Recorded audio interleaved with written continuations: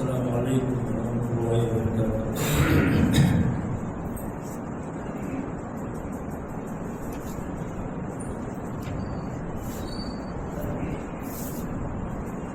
اعوذ باللہ من الشیطان الرجیم، بسم اللہ الرحمن الرحیم۔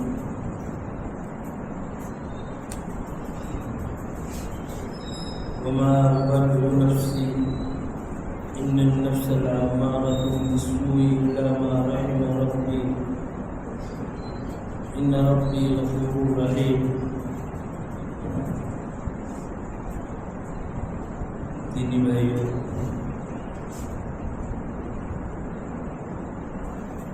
سورہ یوسف کی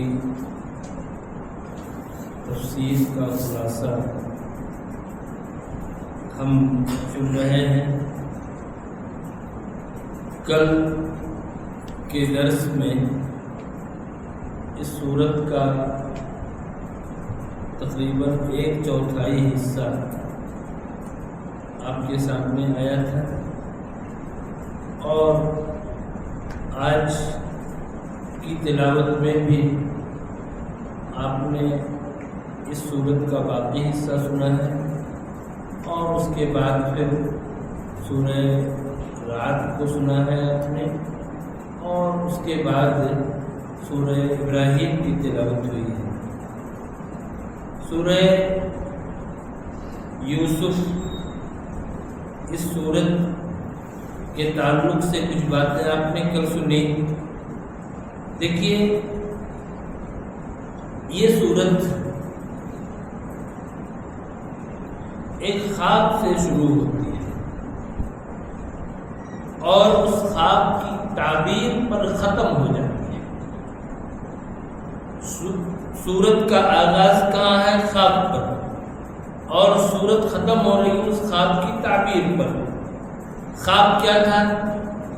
11 ستارے اور سورج اور چاند یہ سجدہ کر رہے ہیں، یہ خواب تھا۔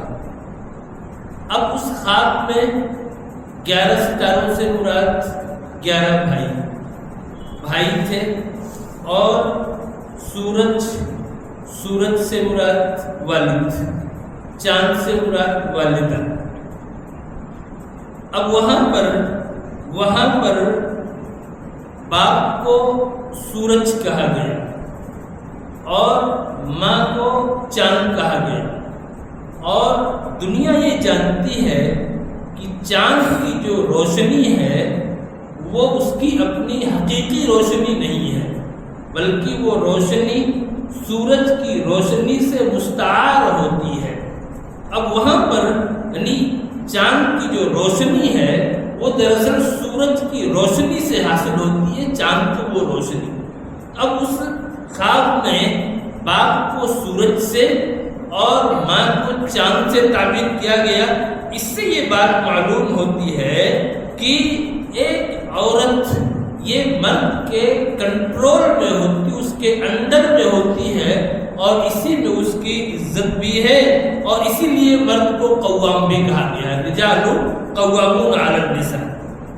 اب اس کے بعد دیکھیے، اب یہ خواب تھا، اس خواب سے سورت کی شروعات ہوئی، اور اختتام ہوئی کس پر؟ خواب کے تعبیر پر۔ خواب کی تعبیر کیا ہوئی؟ آگے اس کا ذکر آ رہا ہے، اللہ رب العالمین نے اس کا ذکر کیا۔ اس خواب کی تعبیر پر اس سورت کا اختتام ہے کہ یہ سارے 11 بھائی سب سجدے میں چلے گئے، سجدہ تعظیمی، جو اس دین میں جائز تھا، ہمارے اس شریعت میں وہ بھی جائز نہیں ہے۔ اس سجدے میں چلے گئے، اور پھر ماں اور باپ کو انہوں نے تخت پر بٹھا لیا۔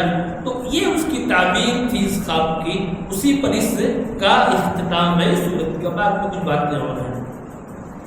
آپ اس سورت میں دیکھیے، اگر آپ غور کریں گے تو اس سورت کے اساسی محور یعنی بنیادی بیسکلی ایکسس 3 چیزیں ملیں گی، 3 چیزیں آپ کو نظر آئیں گی۔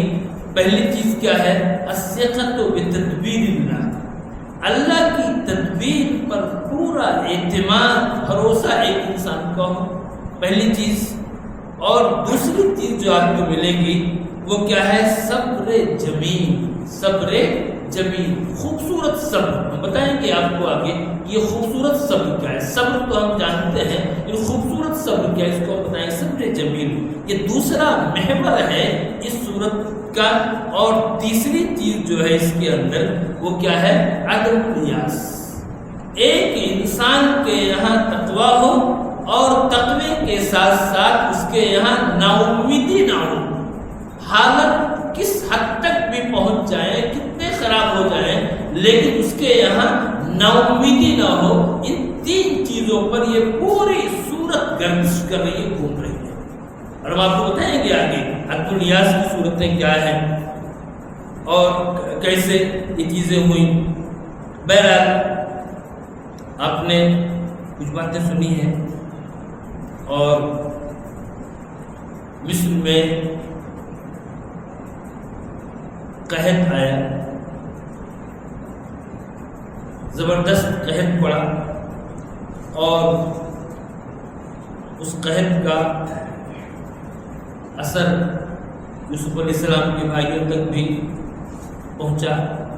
اور اس سے پہلے میں ایک چیز اور بتا دوں کہ اس صورت میں 3 چالوں کا ذکر ہے. چال جس کو عربی میں قید کہا جاتا ہے.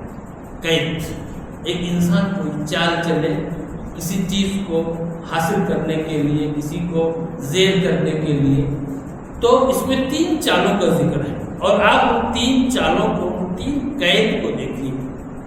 ایک چال تو وہ تھی جو یوسف کے بھائیوں نے یوسف کے لیے چلی تھی. یوسف کے بھائیوں نے یوسف کے لیے جو قید کیا تھا، جو مکر کی جو چال چلی تھی، ایک تو وہ تھی. اور اس کا محرک، اس چال پر ابھارنے والی چیز کون سی تھی؟ حسد. حسد کی بنیاد پر یوسف کے بھائیوں نے یوسف کے لیے چال چلی تھی اور چال چل کر کے ان کو کنویں میں لا کر کے ڈال دیا تھا. اور دوسری چال آپ کو یہاں ملے گی وہ کیا ہے؟ عزیز مصر کی بیوی کی چال. عزیز مصر کی بیوی کی چال جو اس نے یوسف کو اپنے دام میں پھنسانے کے لیے چلی تھی. اور اس کا محرک، اس پر ابھارنے والی کون سی چیز تھی؟ وہ اس عورت کی شہوت، اس کی شہوت، اس کی خواہش نفس. یہ دونوں چالیں ایسی چال جس کے جو حسد کی بنیاد پر ہو، یہ چیز بھی کیا ہے؟ ناجائز ہے، حرام ہے. ایسی چال جو شہوت کے لیے ہو، خواہشات نفس کے لیے ہو، یہ چیز بھی کیا ہے؟ جائز نہیں ہے. تیسری چال وہ ہے یوسف علیہ السلام نے اختیار کی تھی اپنے بھائی بنیامین کو اپنے پاس بلانے کے لیے. آپ آگے دیکھیں گے کہ کیسی باریک تدبیر تھی یوسف علیہ السلام کی اپنے بھائی بنیامین کو بلانے کے لیے، ورنہ اتنا آسان نہیں تھا. ایک چال وہ تھی. اور اس چال کا مقصد کیا تھا؟ اس چال کا مقصد تھا بچھڑوں کو ملانا.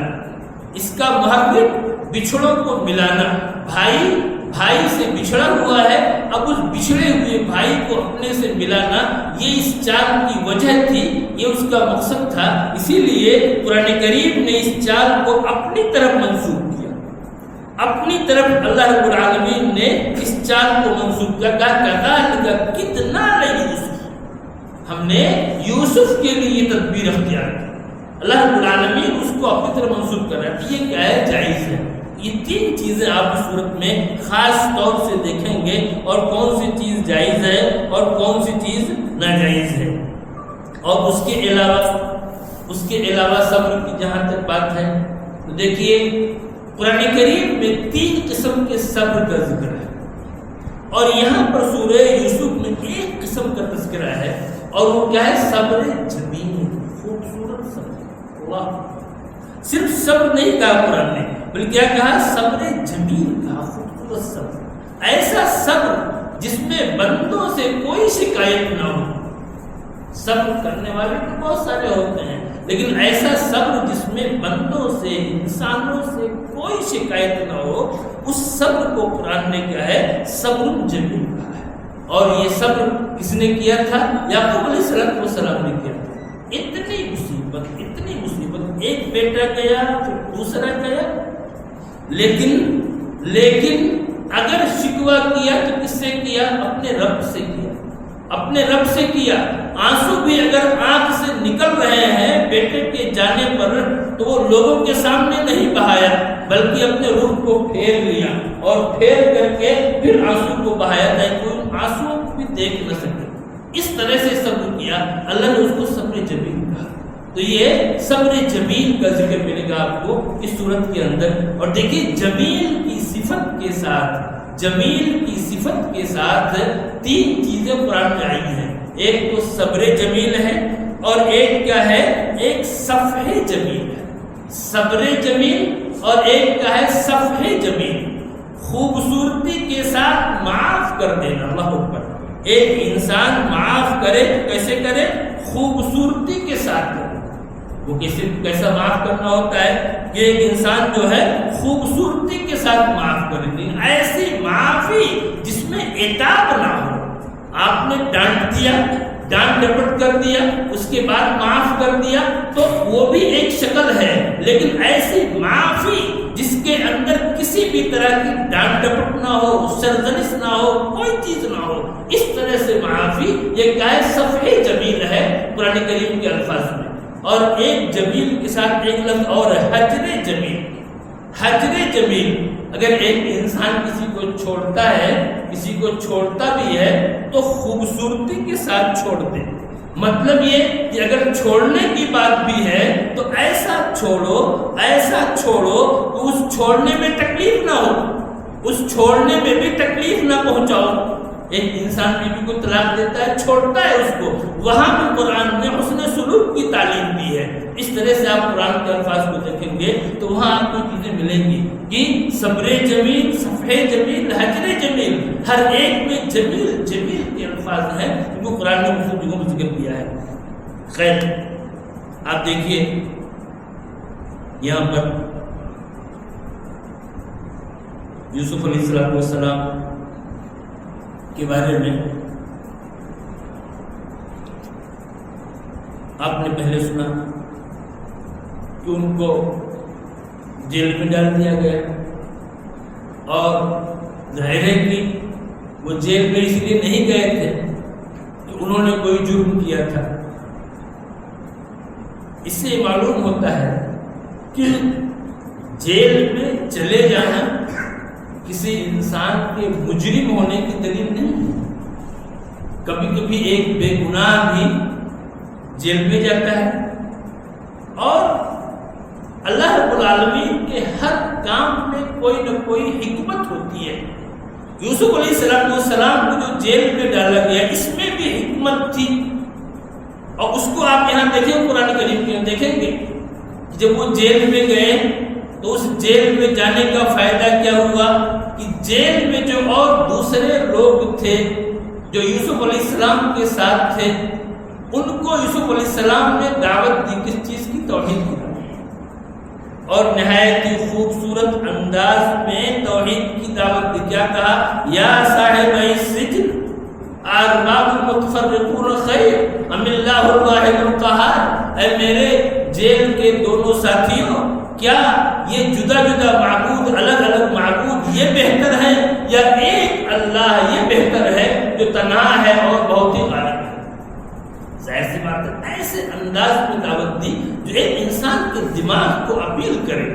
ہر انسان جانتا ہے کسی کوئی بھی آدمی ہو اگر وہ نوکری کر رہا ہے تو وہ 10 لوگوں کا نوکر بنے، ایک ادھر سے کہے چائے لاؤ، ایک کہے پانی لاؤ، ایک کہے کھانا لاؤ، ایک کہے فلاں کام کرو، ایک کہے فلاں کام کرو، یہ پسند کرے گا وہ یا ایک کا نوکر ہونا پسند کرے گا؟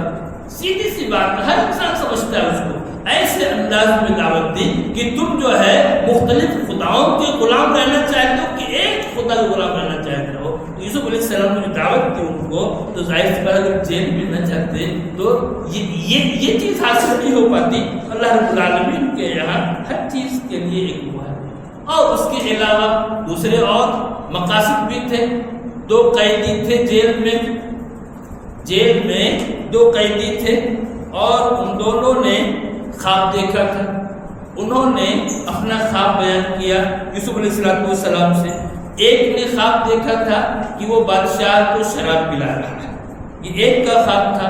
اور دوسرے نے یہ خواب دیکھا تھا کہ میرے سر کے اوپر ایک خوان ہے جس میں روٹیاں ہیں، روٹیوں کا خوان ہے، اور اس سے چڑیاں روٹیوں کو لے کر کے جا اچک رہی ہیں. یہ دوسرے کا خواب تھا. یہ ان دونوں نے اپنے اس خواب کو بیان کیا. اب یہ دونوں مجرم تھے اور دونوں کے اوپر الزام تھا کہ انہوں نے بادشاہ کو زہر دی ہے، بادشاہ کو زہر دینے کی کوشش کی ہے. یہ الزام ان دونوں کے اوپر تھا. اب ان میں سے ایک نانبائی تھا اور اسی نانبائی نے زہر دیا تھا. اور اتفاق سے یہ خواب جس کی تعبیر سولی پر لٹکانا تھا، یعنی سر کے اوپر روٹیاں ہیں اور روٹی کو چڑیا اچک رہی ہیں، یہ خواب نانبائی ہی نے دیکھا تھا. تو اب انہوں نے اس خواب کو بیان کیا. یوسف علیہ السلام نے اس خواب کو ان دونوں کو تعبیر بھی بتائی. اور پھر اس کے بعد جب تعبیر بتا دی تو جس کے بارے میں یہ معلوم تھا کہ یہ انسان جو ہے بری ہو جائے گا، بچ جائے گا، اس سے کہا کہ دیکھو تم جب جانا تو بادشاہ سے میرا ذکر بھی کرنا. اب وہ گیا اور اس کے بعد وہ بھول گیا، وہ بتانا بھول گیا، اور اسی حالت میں سالوں یوسف علیہ السلام جیل میں پڑے رہ گئے. اس کے بعد کیا ہوا، بادشاہ نے خود ایک خواب دیکھا. عجیب و غریب قسم کا خواب تھا. لوگ پریشان ہو گئے، بادشاہ بھی پریشان. بادشاہ نے خواب کیا دیکھا کہ 7 موٹی گائیں ہیں، ان کو 7 دبلی گائیں کھا رہی ہیں، اور 7 ہری بالیاں ہیں، اور وہیں پر 7 سوکھی بالیاں ہیں. یہ خواب دیکھا بادشاہ نے. بادشاہ نے درباریوں کو بلایا اور کہا کہ اس خواب کی تعبیر بیان کرو. تو سب نے کہا کہ اضغاث احلام، یہ تو خواب پریشاں ہے، یہ بیکار قسم کا خواب ہے، اس کی کوئی تعبیر نہیں ہو سکتی ہے. اب جب اتنی بات آئی تو وہ شخص جو جیل سے چھوٹ کر کے آیا تھا، جو اس نے فوراً اس کو یاد آیا کہ میرا ایک ساتھی تو جیل میں ہے جو خواب کی تعبیر بتاتا ہے. قرآن کہ وقال الذی نجا منها وذکر بعد امہ، ان دونوں میں سے جو نجات پایا تھا، بچا تھا، اور ایک زمانے کے بعد اسے یاد آیا، اس نے کہا انا انبئکم بالتعبیر، میں تمہیں اس کی تعبیر بتاتا ہوں فارسلوا، مجھ کو بھیج دو. اب دیکھیں پھر وہ گیا یوسف علیہ السلام. انبیاء کرام کی بردباری دیکھیے، پھر گیا. اب سالوں کے بعد جا رہا ہے. یوسف علیہ السلام اس کے اوپر کوئی غصہ نہیں ہوئے، یہ بھی نہیں کہا کہ ارے میاں تم کیا آئے ہو میرے پاس، تم سے میں نے کہا تھا کہ میرا ذکر کرنا، تم نے وہاں میرا کوئی ذکر نہیں کیا، تم نے مجھ کو بھلا دیا، اور اب تم پھر میرے پاس. کچھ کیا بردباری تھی انبیاء کی؟ کچھ نہیں. آ کر کے وہ کہہ رہا ہے یوسف ایھا الصدیق، یوسف اے سچے ساتھی، افتنا فی سبع بقرات سمان، اس خواب کی مجھے تعبیر بتائیے. یوسف علیہ السلام بغیر غصہ ہوئے، بغیر شکایت کے اس کو خواب کی تعبیر بتا دیتے ہیں، اور اس کے بعد تعبیر بھی بتاتے ہیں اور اس کا حل بھی بتاتے ہیں کہ دیکھو 7 سال تک بہت زبردست قحط آئے گا، اور اس قحط کا مقابلہ کرنے کے لیے ضروری یہ ہے کہ اس سے پہلے 7 سال خوب پیداوار کرو، اور جو کچھ پیدا ہو اس کو اسٹور کر لو تم. اور اسٹور کرنے کا طریقہ یہ ہے کہ دانوں کو اس کی بالیوں ہی میں رہنے دینا، اسی طرح سے اسٹور کر لو، ورنہ تم 7 سال جو قحط کے ہوں گے ان سے نمٹ نہیں پاؤ گے. یہ بتا دیے یوسف علیہ السلام نے. خیر، اب جب اس نے جا کر کے اس خواب کو بادشاہ کے سامنے اس کی تعبیر بتائی تو بادشاہ نے کہا کہ بھائی یہ تو بہت عظیم انسان ہے، یہ جس نے یہ خواب کی تعبیر بتائی ہے بہت عظیم انسان ہے، اس کو میرے پاس لے کر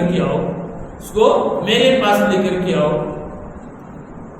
گیا آدمی یوسف علیہ السلام کو بلانے میں، کہا کہ نہیں میں ایسے نہیں جاتا، میں ایسے نہیں جاتا، پہلے میرے اس معاملے کی تحقیق ہو، جو الزام ہے پھر میں جاؤں گا۔ پھر تحقیق ہوئی، پھر یوسف علیہ السلام آئے اور پھر بادشاہ نے ان کو اپنی حکومت میں بہت اہم پوسٹ، بالکل بادشاہ کے بعد یوسف علیہ السلام کا درجہ تھا، وہ منسٹری ان کو عطا کی اور پورے ملک کا کنٹرول، یعنی فوڈ کا کنٹرول جو ہے یہ ان کے ہاتھ میں تھا۔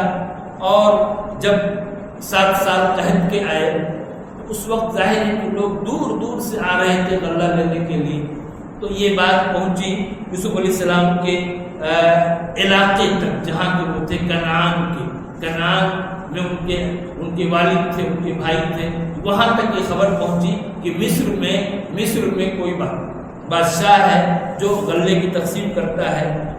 جب یہ معلوم ہوئی تو ان کے بھائی لوگ بھی آئے، ان کے بھائی آئے غلہ لینے کے لیے، اور جب آئے یوسف علیہ السلام نے پوچھا ان سے، خبر خیریت پوچھی، معلوم کیا۔ ان لوگوں نے کہا کہ ہمارا ایک بوڑھا باپ ہے گھر پہ، اور کون ہے؟ کہا ایک بھائی ہے ہمارا، ایک بھائی جو ان کے سگے بھائی تھے بنیامین، یہ 2 بھائی سگے تھے، یوسف اور بنیامین، باقی اور جو بھائی تھے وہ دوسری ماں سے تھے۔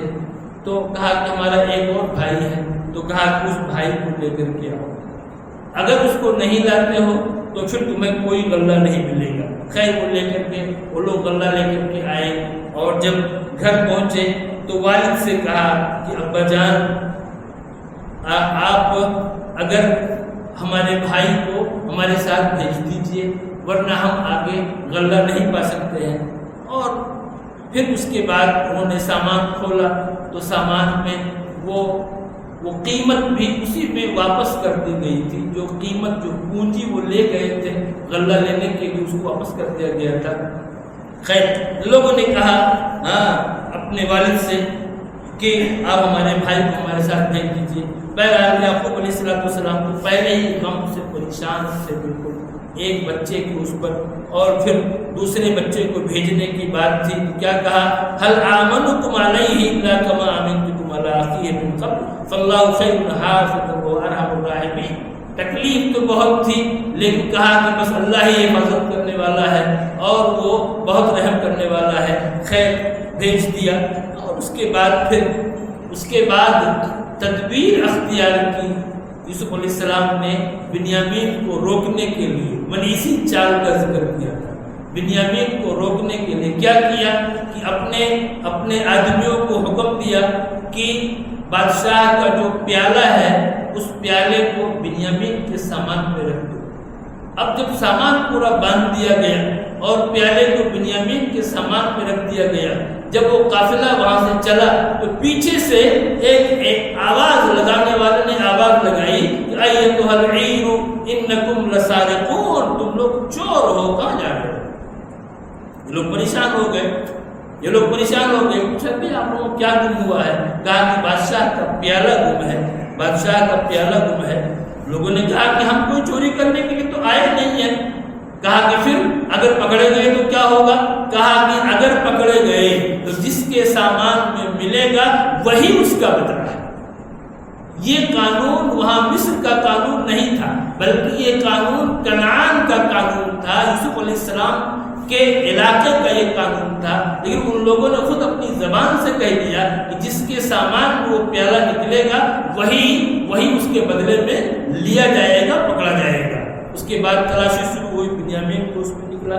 اب لوگ بہت پریشان ہوئے اور ان بھائیوں نے چاہا بھی کہ ان کے بدلے کسی اور کو لے لیا جائے، لیکن یوسف علیہ السلام نے کہا معاذ اللہ ان ناخذ الا ما وجدنا متاعنا، اللہ کی پناہ، ہم نے جس کے سامان میں پایا ہے اسی کو ہم لیں گے، اس کے بدلے کسی اور کو نہیں لے سکتے۔ خیر اس کے بعد بنیامین یوسف علیہ السلام کے پاس ٹھہرے اور بھائی لوگ وہاں سے آ گئے، اور جب انہوں نے آ کر کے باپ سے اس چیز کو بیان کیا تو قرآن کا انداز دیکھیے اور وہ صبر جمیل دیکھیے کہ جب ان کے سامنے بیان کیا گیا قرآن کو تولی عنہ، یعقوب علیہ السلام نے اپنے رخ کو ان سے پھیر لیا اور اپنے حجرے میں یا کمرے میں چلے گئے۔ کیوں؟ تاکہ ان آنسوؤں کو کوئی انسان نہ دیکھ سکے، اس بیچارگی کی حالت کو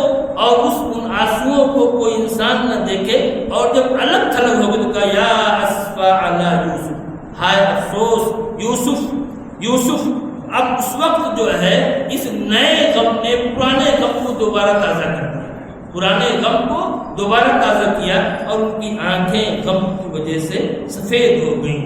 بہرحال اس کے بعد پھر اللہ رب العالمین کی مرضی ہوئی اور پھر دوبارہ یہ بھائی گئے وہاں سامان لینے کے لیے، غلہ لینے کے لیے دوبارہ گئے۔ تو اس وقت جب یہ لوگ پہنچے تو ان کے پاس پونجی بھی نہیں تھی، پیسہ بھی نہیں تھا غلہ لینے کے لیے۔ گئے بڑی بیچارگی سے کہا کہ ہم بہت معمولی پیسہ لے کر کے آئے ہیں، اے بادشاہ، اے عزیز مصر، آپ ہمیں غلہ پورا دے دیجیے۔ اس وقت یوسف علیہ السلام نے کہا کہ اب ان کو زیادہ اور جو ہے مؤخر کرنا ٹھیک نہیں ہے، اب ان کے سامنے حقیقت کو ظاہر کر دینا بہتر ہے۔ تب انہوں نے کہا هل علمتم ما فعلتم بيوسف، کیا تم جانتے ہو کہ تم نے یوسف کے ساتھ کیا کیا تھا؟ جب یہ بات کہی وہ چونک گئے کہ عزیز مصر کو کیسے معلوم ہماری اس حرکت کے بارے میں، اور پھر غور سے دیکھا بھائی کو، تب کہا کہ اینک لانت یوسف، تم ہی یوسف ہو؟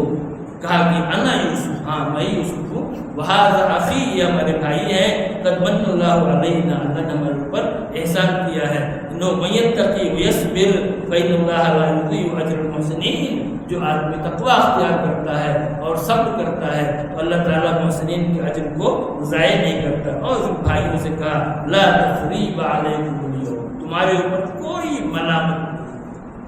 ملامت نہیں، یغفر اللہ لکم، خود بھی معاف کیا اور اللہ سے دعا بھی کی، یغفر اللہ لکم، اللہ تمہیں معاف کر دے، وهو ارحم الراحمین، اور وہ بہت بڑا رحم کرنے والا ہے۔ اس طرح سے آپ دیکھیے انبیاء کرام کے اندر ان کا دل کتنا وسیع ہوتا تھا، اور پھر اس کے بعد اپنی قمیص دی اور کہا کہ میری اس قمیص کو لے جاؤ اور میرے والد کے چہرے پر ڈال دو، میرے والد کے ان کی بینائی لوٹ آئے گی۔ سوال اٹھتا ہے قمیص ہی ان کو بھیجا تھا، کوئی اور چیز بھیج سکتے تھے، لیکن قمیص کو کیوں بھیجا انہوں نے؟ اس کی وجہ یہ تھی کہ یعقوب علیہ السلام کا غم قمیص ہی سے شروع ہوا تھا۔